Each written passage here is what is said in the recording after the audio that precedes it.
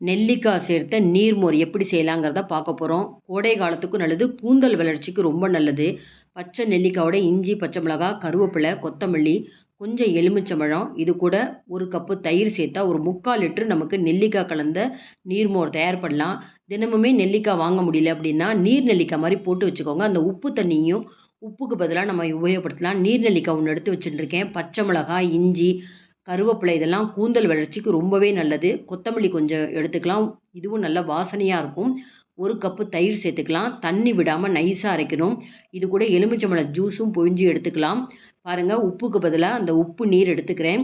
நார்மலாக நீங்கள் நெல்லிக்காய் மட்டும் இருந்தால் உப்பு சேர்த்துக்கோங்க. பாருங்கள், நல்லா ஃப்ரெஷ்ஷான நீர் நெல்லிக்காய் சேர்த்த மோர் தயார். தினமுமே செய்ய நேரம் இல்லை அப்படின்னா லாட்டாக நீங்கள் எல்லாத்தையும் சேர்த்து அரைச்சி ஜூஸ் பண்ணி ஃப்ரிட்ஜில் வச்சுட்டிங்கன்னா நினச்ச நேரம் நீங்கள் நெல்லிக்காய் நீர்மோர் தயார் பண்ணலாம். நல்லா ஐஸ் போட்டு குடிச்சு பாருங்கள். மறக்காமல் என்னோட சேனலுக்கு சப்ஸ்கிரைப் பண்ணுங்கள்.